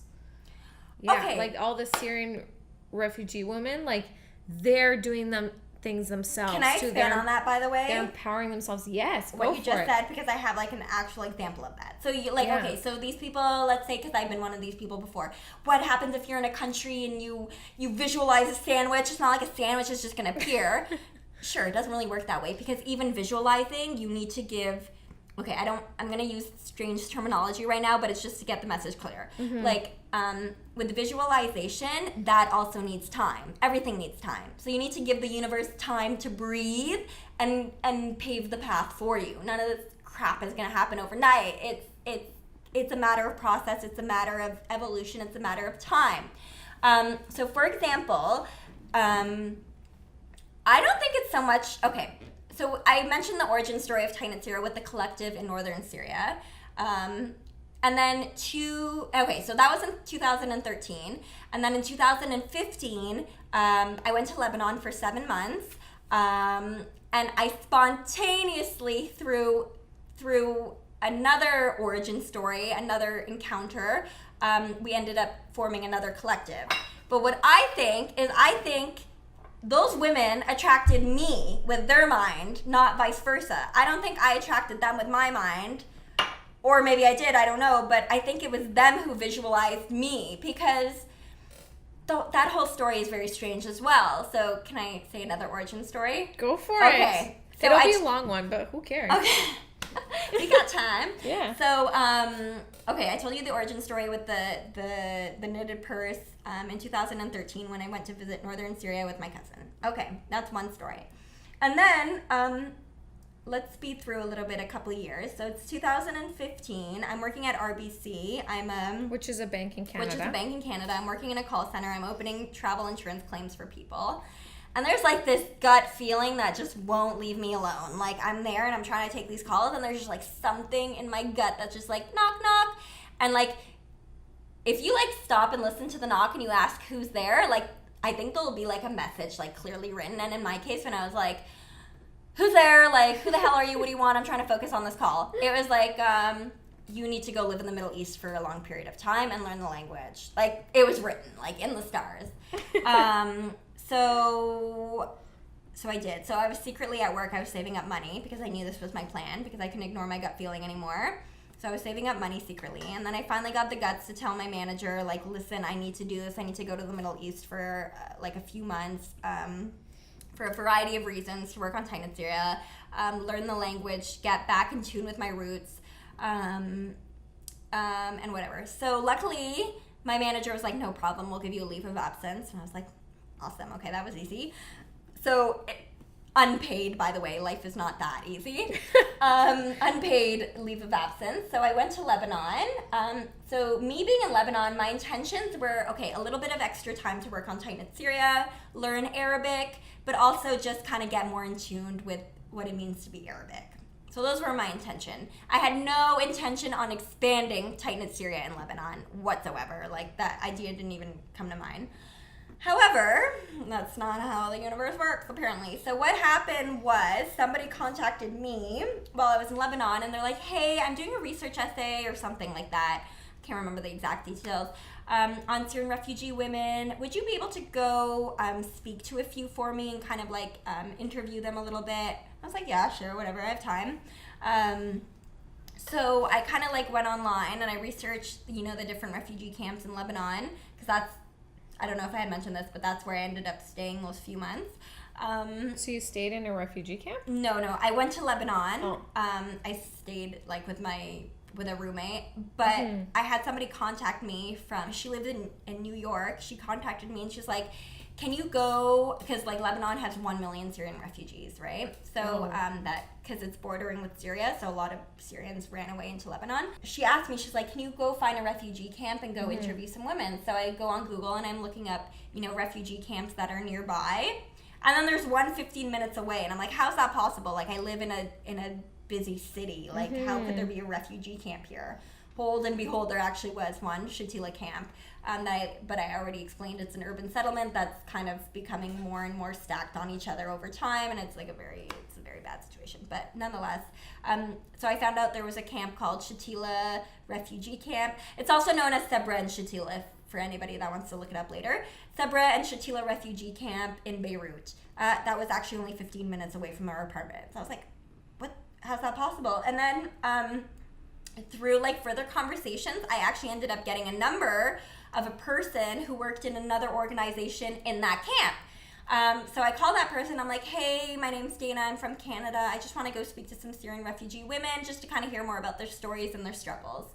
I didn't go into detail that it's for somebody's research project in New York City. Mm-hmm. Anyways, so they're like, yeah, no problem. So they actually came and picked me up, brought me to the camp. So in the camp, they introduced me to some Syrian women. And I met this one particular Syrian lady. Her name was Malak. And she kind of stuck out from the rest for one reason or another. And she she latched on to me, you know? In the sense that she sat me down and she really wanted to kind of express all the struggles she's kind of been dealing with in terms of coming to terms with a Syrian refugee woman. And I think why she latched onto me so much is because I went there specifically to listen, right? Not everybody's willing to listen to people all the time. So I think because I was there, I was so willing to listen. She was so willing to tell me all these different things.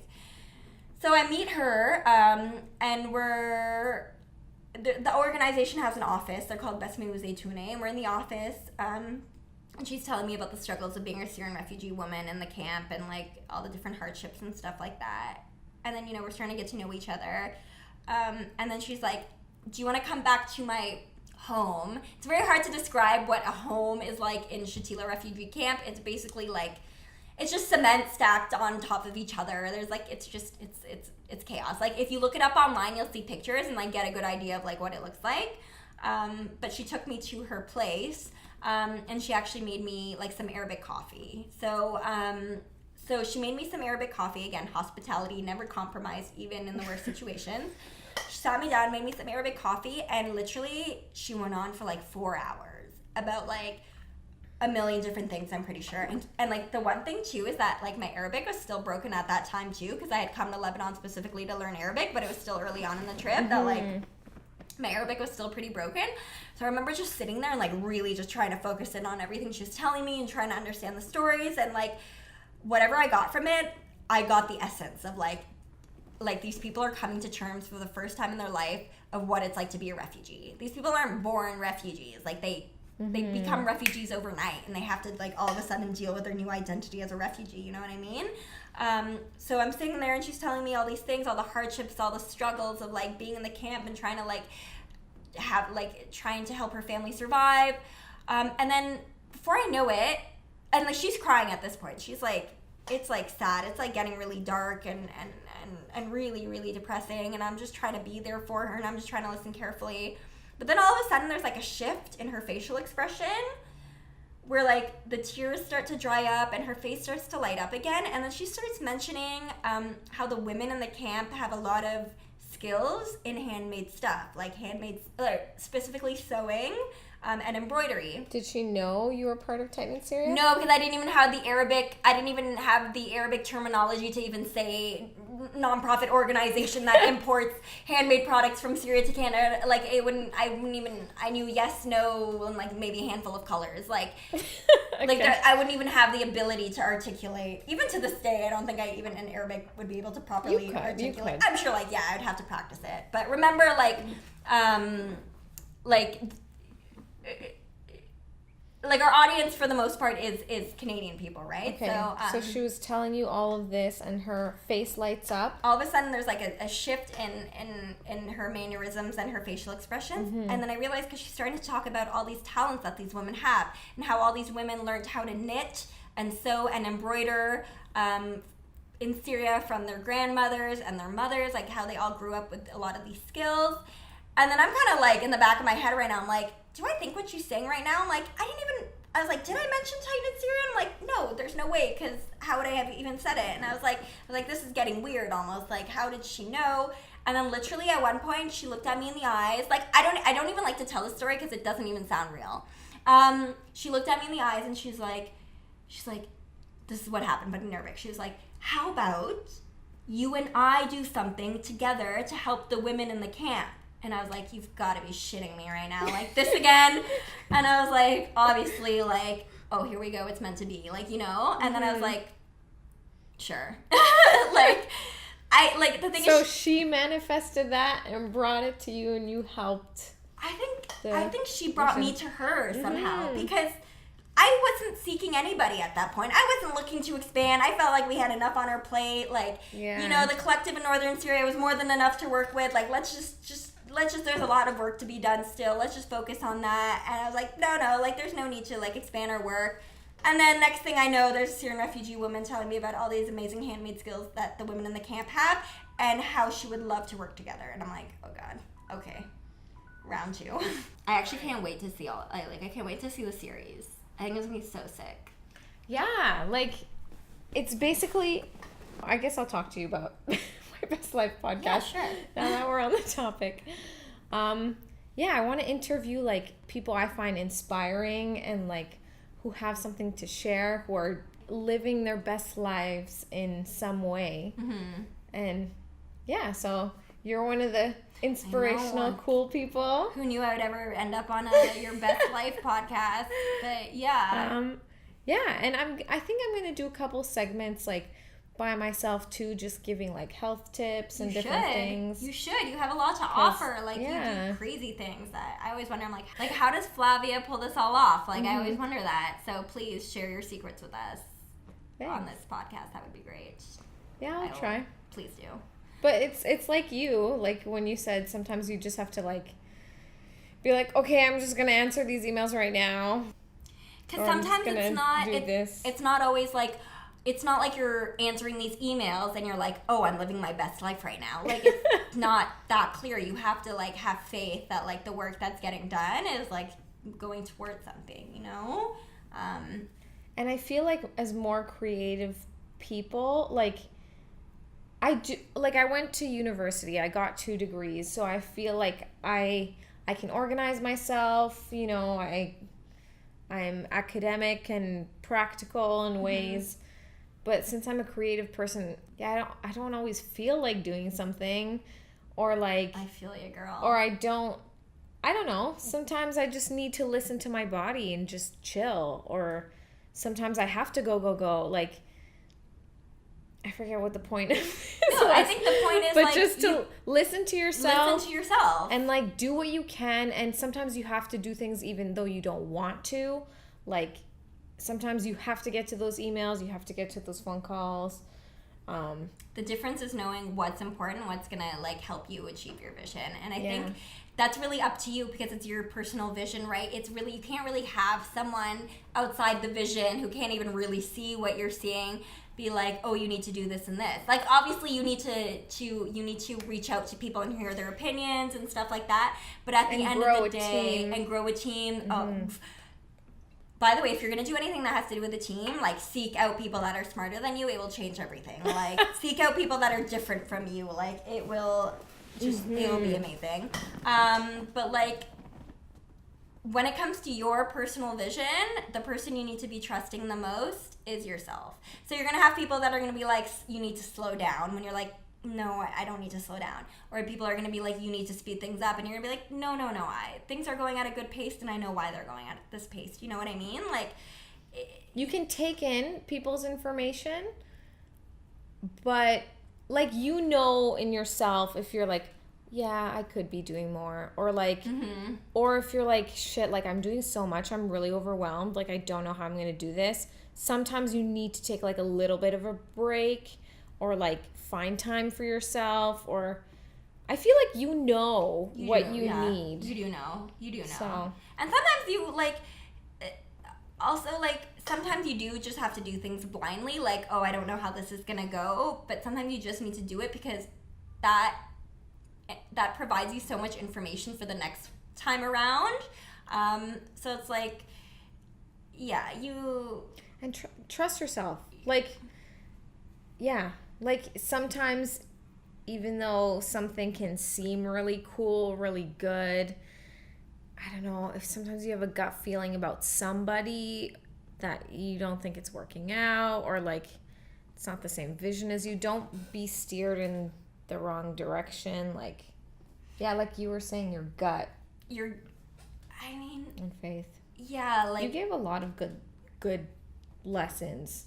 Like, don't ignore it. Like, take it, listen to it as if it's a sort of like a wisdom. Like, it's like a grandfather figure, like your gut feeling. You know what I mean? Because like, it tells you things before you have enough information to actually logically calculate it, right? Like, your gut feeling absorbs your gut general absorbs information that you don't even know you're absorbing, and it's formulating these conclusions based on information you don't even know you have. So like, it really is an integral part of like moving forward and kind of achieving your goals, because people are going to want to steer you off all the time. Like, my parents to this day are like questioning me about like the whole settling down thing and when I'm going to get married and have kids, and like, I am getting old, and it does start to like, okay, you're not bad. I have a facelift like next week coming up, so it should be okay after that. Like, come on, it's all relative. It's all relative. Okay. No, but you know what I'm saying? Like, or for example, you're gonna see all your friends get married, and you're gonna be like, wait a minute. Oh my God, yeah. Is that the blueprint? I guess at this stage of our lives, like, I feel like everyone on Facebook is married, has babies. And that's going to make you question what you're doing, right? You're going to be like, wait a minute. And questioning what you're doing is not a bad thing. It's actually a great thing. Because once you realize that the answer to that question is, yes, what I'm doing is right, it's going to be that much stronger of an answer to that question, right? So questioning yourself is not a bad thing, but the trusting of yourself has to be the foundation behind it. So like, yeah, like you're going to, like, people are meant to make you question yourself. That's why we have each other. That's why you need teams. That's why we have societies, because not one point of view is the right point of view, but like, when it comes to your personal vision, you do have to prioritize yourself at the end of the day. So your decision is the final decision at the end of the day, and you have to really, really listen. Because there's been times when I'm like, oh, that person's really smart, I should listen to that person, but there's like something inside of me that's like, I don't know, maybe that's not right for you. Like, it's okay because that person helped me question, but the sole authority for your life should always be you. Yeah, for sure. You are the authority of your own life. And one thing I feel like as kids, when we grow up, we're like, oh, adults have all the answers, or like, no human being on this planet has all the answers. Like, that's how I feel. Can I say one thing on like, that too? Maybe the Dalai Lama is like, he's very, very, very wise, but he doesn't even give you answers. He gives you guidance. He gives you like, yeah. So you can't always look for someone who has all the answers. You can't think, oh, this person has something I don't, or this person. Dude, we're all humans. We all have the skills. We all have the ability to do amazing things. We just have to like get to it and start a little bit at a time. Have trust, have faith, listen to your gut, do all these things, like envision, and things will start happening for you. Yeah, don't look for external sources all the time, or compare yourself with others, or... Yeah, like comparing yourself is just a recipe for disaster. No, because we're all different. We're all different. Also, just to expand on that one thought, if I could, if you can leave with anything today, like after like babbling on for 500 years, like one piece of advice I would give, or like have anybody just try and absorb, and I think once I absorb this, my life was so much easier afterwards, that there is no one blueprint to life. There is no blueprint to life, period. Everybody has a different path. Everybody goes about things their own different ways. We're all different. We all want different things. There is no blueprint to life, period. It's a learning, the blueprint writes itself as you go. You know what I mean? Like, there's no archetype for the perfect life.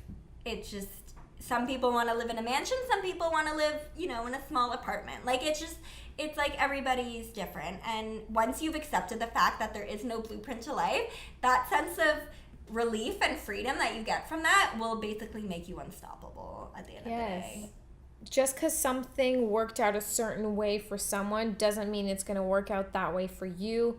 there's so many ways to get there. Like, I love that. There's no blueprint for life. There's no one blueprint for life. Absolutely not. Absolutely not. Just do the very best you can. And give yourself time to learn.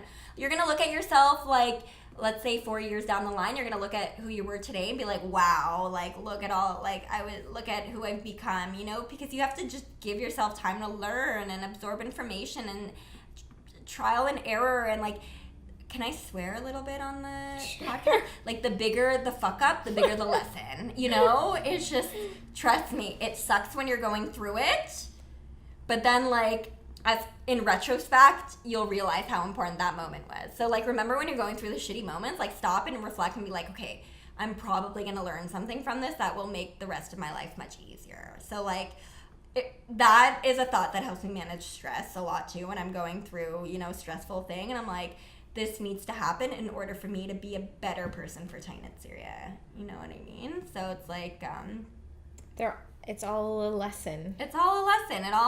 Again, it sounds so cliche because it's in every single self-help book, but it's clearly in every self-help book for a reason. But it's like, everything really does happen for a reason. And you really do realize that when you look at things in retrospect. And I think a good exercise is by the way, I don't do this like all the time, but like I did it last year, actually. I did it in January, where I reflected on the year that had passed, and I wrote out all the things that I had accomplished. And I was just like, oh, wow, like, a lot has happened. And then I looked at all the things I didn't accomplish, and I was like, oh, like, okay, like, those don't really seem so bad now in comparison to what I've accomplished list. And then now, like, the things that I didn't accomplish that year, I'm currently accomplishing now. So once I rewrite that list in January again, everything that was in the I didn't accomplish column is probably going to be in next year's I accomplished column, you know? Sorry if that got messy, but like, just have faith that you don't need to figure it all out at once, you know? And in terms of lists, what has helped me also is like, if you have a goal, have like long-term goals and have short-term goals, like, and actual, like, small measurable steps. So, like, I don't know, for example, if you're going to if you're going to open a bake shop like Dana wanted to, in a war zone, like, learn to bake, learn this recipe, learn that recipe, go to a cooking class, learn about how to open a small business, or I don't know, whatever it is, like, make smaller tasks so your big tasks don't seem so big. And like, no matter how daunting your vision is and how far away from it you feel, try and come up with the easiest first task you can possibly come up with. Like, if it's sending someone an email to, like, admit that this is what you want to do, for example, like, let's say you want to be a world famous salsa dancer or something, like something, and like you've never even taken a dance class in your life. I'm just trying to think of them like a situation that would feel far-fetched for somebody. Let's say everybody tells you that you're out of shape and that you're a horrible dancer and stuff like that, but deep down inside you want to be a world famous salsa dancer. Like, although that seems so far-fetched, think of like the most mundane first step you can take to kind of open that door, because once that door opens, like, that takes care of itself. Things really start to evolve on their own. But like, shoot an email to somebody that owns a salsa club and be like, hey, like, this is what I want to pursue. Do you have a piece of advice? And who knows? Or can I join a class? I'm trying to give an example of like what would be the most ridiculously like smallest task you could do, because even that alone would still be a first step. You know what I mean? Like, if you're really scared or you really find your vision daunting, and it seems really far-fetched to you, make your first task as like minuscule as possible. And then once you scratch that off, find the next most minuscule step. But eventually they'll grow and grow, and you won't even realize they're growing because you keep developing as a person, you know, and you become less and less scared. And like, some things you just never get over. Like, I still get nervous when I have to make a phone call. Like, I've made countless phone calls to countless different kinds of people, and like, some things, like, you just have to get used to the fact that you'll never like grow comfortable with it. And I think it's gonna be throwing fundraisers and making phone calls. I'll never feel comfortable doing them, but at least I know they're gonna be okay. I have the faith to back me up that after that phone call, I will survive. And after that fundraiser, I will survive. Like, because I've done it before and I always survive, I'm gonna survive this time. So although it's very uncomfortable actually doing it and executing it, the very fact that I know deep down inside I'm gonna be okay makes it so much more bearable, you know? It's like, and flirt with the worst case scenario too. There's nothing wrong with that. Like, as much as you want to like have your vision, it's okay to like contemplate like what's the worst case scenario, because really, how bad can the worst case scenario be? Like, well, don't do that too much. Don't do it too much, but like it's okay. Like, embrace it. Be like, okay, like what is the worst that can happen? What is the worst that can happen? And like think about it for a minute and be like, okay, that's not so bad. I could move on from that, and then go and move on from it and like do something else. Like, because the worst case scenarios, first of all, they never happen. Your mind has the ability to like create worst case scenarios that are so dramatic and so freaking ridiculous that like life never ends up being that. Don't you feel like all the like? Yeah, I think if you're constantly working towards what you want, worst case scenarios won't happen. Just naturally, it seems that way. But yeah, also one thing is like, don't try to please anyone. Oh, because anything you do, there will always be someone to say like that it's not right. Like, there is no way you can please anybody. Like, even like some people say you can't please everyone, you're not a jar of Nutella. A lot of people don't like chocolate. A lot of people don't like hazelnuts. Palm oil is bad for the environment, and there's lots of palm oil in Nutella. Just a little. Yeah. Okay. Side note there.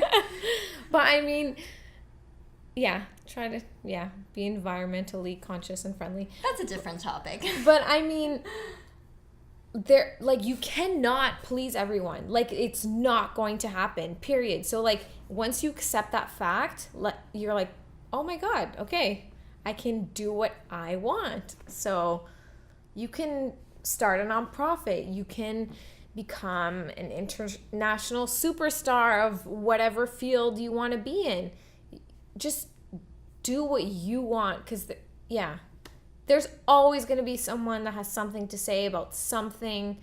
There is no like one way, like, just nobody knows what's best for you more than yourself. Thank you. You're. I feel like you're very articulate and can express things because very well. I know this very podcast, well. Like I know this very well. Like, I have support from my family now, like my parents, because they're fine. Like, now that they're seeing the results of it, and they're seeing like, oh, like, ooh, I was on TV for like an interview, and like they're starting to see things like I'm being taken seriously, or the project is actually starting to have an impact. But before like all these things were really obvious, like, I really had to learn to like not let them penetrate my brain, you know what I mean? Because they don't know what's best for me at the end of the day. Like, I know what's best for me at the end of the day. No one, it's impossible. You'll never know what's best for somebody else. Only they know. Because we're all different. You know what I mean? One question for you, for people who aren't used to listening to their guts, like, what does that feel like, and how do you start doing that? That's a good question. Yeah, I know. I'm trying to think, how would I even describe that in words? What does it feel like? Like, maybe it's like the little voice in your head. It's that thing that itch that you can't scratch. It's like there's a vision of you in your head doing something else, and like you try to ignore it, but it's vaguely in your periphery all the time. This whole like. So how do you learn to trust it? How do you learn to trust it? I guess you just start doing it. There's not really a learning to trust it thing. It's I think it's taking a risk. So taking a risk means a leap of faith. So you just have to be like, okay, it doesn't necessarily feel like a leap of faith because you might not have faith in the vision yet. But sometimes, like, at the very least, it comes down to just being like, fuck it, I'm gonna do it. Jump. Okay, wait, I have to reset the thing. I feel like you have so much to share, even if it's like not necessarily only with Tight Knit Syria or life, or we could just tell funny stories. Like, yeah, it could be different every time. Like, maybe I want to complain about my boyfriend or something the next time. I don't suggest that. I'll spare you in case he finds it on YouTube. What is this? Yeah. So, yeah, we have to take small breaks just to reset the camera. So that's where these little tidbits come in. Timbits? You bought Timbits? No, tidbits. Oh, yeah. Timbits are these, like, small things that are kind of like donut holes at Tim Hortons in Canada. Oh, yeah. It's true. Because I don't think Americans have Timbits. I don't know. That sucks if you don't. I'm sure there's got to be, like, a version of it. It's like mini donut balls. That's basically, yeah, what it is. Yeah. It's, yeah, a donut ball. It's my only contribution to this. I don't know that much about donuts other than I love double chocolate. Okay, it's starting to sound dirty or something. Love that double chocolate donut. Okay, sorry. I wasn't even, okay. You're gonna edit this out, right? Do you want me to? I could leave it in. Doesn't matter. Actually, anything goes. I already swore like a sailor 100 times. I really liked having you. Like, thank you for all the lessons. Like, you're a good speaker. You, like, you know, say things. You have a lot to offer. So I'm really happy that you came. Well, it's nice, like, when somebody gives you a platform to let it all out. You know what I mean? Because, like, I have seen a lot. I have gone through a lot. And I've done things that I would never have expected from myself. Ever.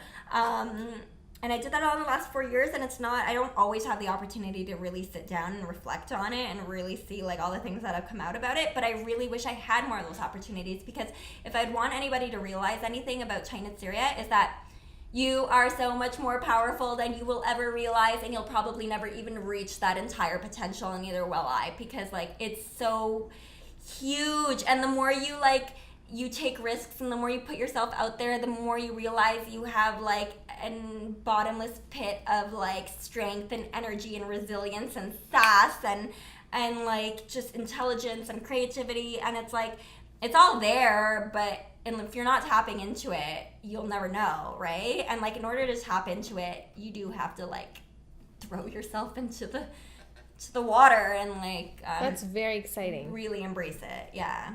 And yeah. Also, that embrace yourself, embrace others. Yeah. Encourage people. Definitely. Because, yeah, you never know what their potential could be. Yeah. Because remember, like, their vision is their vision, and you'll never even be able to understand the full complexity of that person's vision. So really, like, unless you're going to give, like, really constructive criticism, which is a gold mine, right? When somebody really genuinely is trying to give you constructive criticism, in that case, listen. But if somebody's really just trying to keep you down and stuff like that, the hell do they know about your vision? They don't know. Like, nobody knows. Like, a vision, the whole thing about a vision is that it's something that only you can see until you've reached it, right? And then, like Tight Knit Syria's vision didn't really happen until I really started to, like, go out and say it over and over and over. And now people see what I see, you know? And it's, like, so exciting. You can do anything. Literally. That's so exciting. Yeah. But that being said, like, also, like, be okay that you're not going to feel good all the time, too. Like, I get insecure all the time, you know what I mean? And, like, there's the occasional moments where I do compare myself to other people, and I'm like, oh, God, like, what am I doing? But, like, those feelings never last long. Those aren't the feelings that sustain you throughout life. Those just come and go, you know? Yeah. Yeah. I don't have it all figured out. But it's fine. Absolutely, it's fine. You're going to you will get through it. You will, like, stick to your vision. Also, like, if everything was easy and you never felt down or you never questioned yourself, what kind of material is that for your autobiography in the future? No one wants to hear that everything went easy. No, people want to know the struggles you went through and how you overcame them and how you achieved the things that you did despite feeling a certain way or despite having somebody or something preventing you from doing it.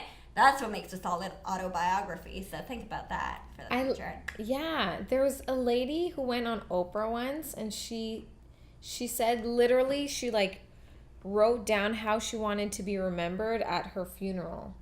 Like, this person accomplished this, was this type of person, which is kind of like an autobiography, like a short autobiography. She's like, wow, like, I haven't done any of this yet. Like, I'm not this type of person yet. but she like went and just did it. She wrote it down. Yeah. And, like, saw it. That's like a great way. It is. To do it, writing things down and like think about what you want to accomplish, what kind of person you want to be. And for everyone it's different. Like for someone it's like, oh, I want to provide this for my kids, or I want my kids to have the freedom to choose what they want to be. But when you say that and you wish that, you have to also learn to accept what they want to be. But yeah, like whatever you want, you can get. Mm-hmm. And the thing about like once you write it down too, and you've admitted to yourself that this is what you want, you can't really ever look away from it ever again. You know, like if you've confronted those thoughts and like that gut feeling that just kept knocking at you, and you're like, you finally stop to be like, okay, who's there? And then like the message in the stars is like, you wanted this out of life. And then once you see that message, you can't ever unsee it. You know what I mean? And that's like once you really confront what your like deepest like desires are, I don't think anything could ever be the same after that, you know? And writing it down helps because it puts like a thought into physical form in front of you. It like lives in reality. Been taken out of your body into the real world now. Yeah. Like it's so like put it on your wall, or if you're afraid or whatever, putting it on your wall, put it in a drawer, put it in a journal, and do at least one thing every day to accomplish what you want. Like that's a great place to start. That's like the best thing. No matter how big, no matter how small, that is an extra layer onto like the mountain that will one day be your vision. So like that's a great place to start for sure. The one thing a day. Yeah. No matter how big, no matter how small. You mentioned it, and yeah, it's so true. That's how I started with all my music stuff. Just one thing a day. Okay, I went to this singing lesson. Okay, I practiced this. Okay, I did this. I'm okay for today. Because what could seem impossible after that, right? Nothing is impossible. And the more you do things, the closer you get to them. And if you work, if you're prepared, things will come. And that we can guarantee. Do you have a money back guarantee? No. Definitely not. I wish. But yeah, so thanks for coming on the show. Thanks for having me. It was a great evening spent with you guys and whoever you are. I like this camera has become like this whole world now. I just feel like I'm actually talking to like. Well, you are. I know. Like there's someone. I know you're there. Hi. Go follow your dreams. Yes. But yeah, hopefully I do want to come back on the show because it was great talking to you. Yeah. Yeah. And maybe less swearing next time. And yeah. Yeah, come back anytime. But yeah. We could make this like a weekly segment or something if you want. Or like bi-weekly or... We have a list of life goals right here. Yeah, we haven't really accomplished any yet, but like once you write them down, like again, this is very recent. Once you write them down, it's very hard to ignore after that, right? Yeah, so these are things we want to do together. It's been, yes. It went from our brains into a conversation onto paper. Hey, one of them on that list is literally podcast, the before last one. Look at what we're doing now. It's working. Oh, I didn't even know that was on the list. Yeah. Oh, good. Okay, that only motivates me more than to address all the other ones. Yeah. Sweet. All right. Well, thank you very much. This has been My Best Life podcast. I'm Flavia Badia. This is Dana from Tight Knit Syria. Go on to tightknitsyria.com. Look at all our stuff. Yeah. MyBestLifePodcast.com on all the social medias at My Best Life Podcast. And you'll find us there. So thank you. Thank you. Yay. Yay. So yeah, we have to just like stop every so often because the camera runs out or sync just the sound. Oh. Sync the sound. It's the sync clap. The sync clap. I have a list, by the way, so no, that's I apologize fine. in advance. Like I hope that like the audio isn't just like No, it's fine. Okay. It's fine.